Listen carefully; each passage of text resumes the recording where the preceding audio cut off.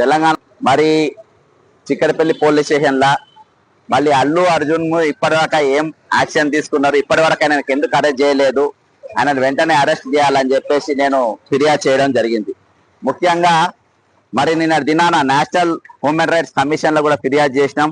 అందులో ఈ రోజు మేము తెలుసుకున్న విషయాల ప్రకారము మరి 5గురి మీద, ఒకటి మరి సంధ్యా థియేటర్ యాజమాన్యం మీద, హీరో అల్లు అర్జున్ మీద, సోషల్ మీడియా ఇన్ఛార్జ్ ఎవరైతే అల్లు అర్జున్ సోషల్ మీడియా చూస్తారో వాళ్ళు, Sarath Chandra head of content and digital for the film అనేది ఈయన, మరి అంతేకాకుండా ప్రొడ్యూసర్ మైత్రి మూవీ మేకర్స్ మరియు ముత్యం శెట్టి మీడియా, అంతేకాకుండా దాదాపు ఒక 3000 మంది మీడియా ఎవరైతే ఈ సోషల్ మీడియా చూస్తారో, అంటే ఉన్నాయి లేనట్టు లేని ఉన్నట్టు చూపెడతారో మరి వాళ్ళందరి పైన కూడా మరి మీరు యాక్షన్ తీసుకోవాలని చెప్పేసి ఈ రోజు చూపించడం జరిగింది.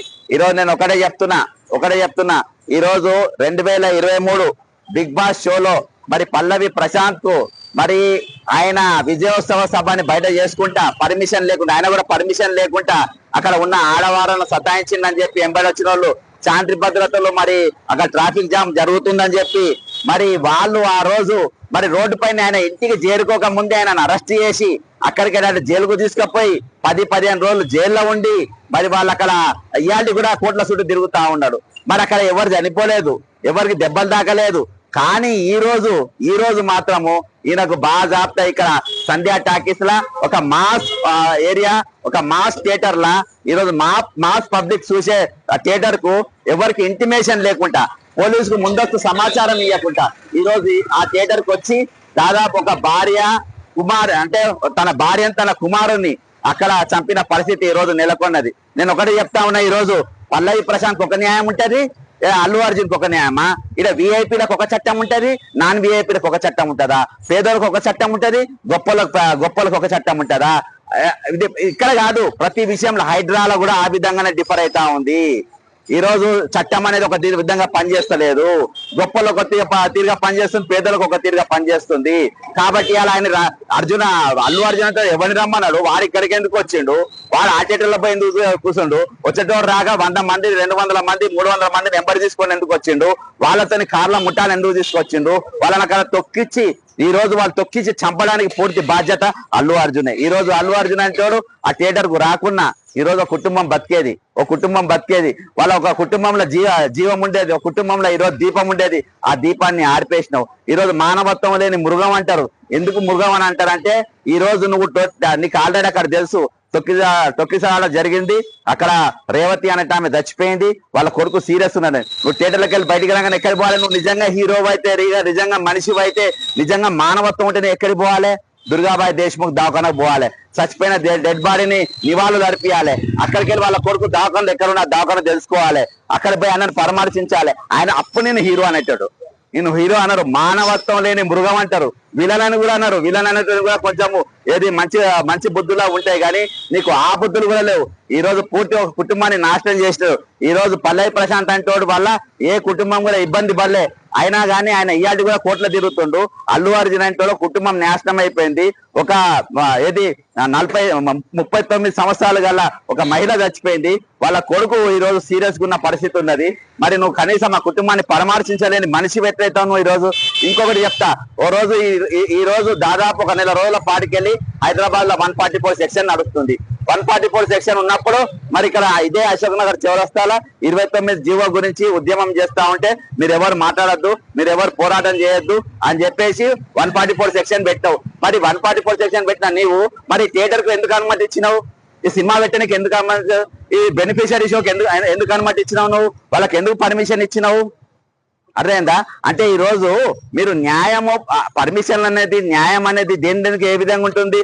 మొన్న పంజాబ్కి వెళ్ళి ఒక సింగర్ వస్తే ఆయనకు ఏం పాడాలి ఏం పాడొద్దు అని చెప్పేసి మీరు ముందస్తు హెచ్చరికలు వాళ్ళకి చేసి ఈ రోజు చేసుకున్నారు. మరి దీనికి పర్మిషన్ ఎట్లా ఇచ్చిండ్రు?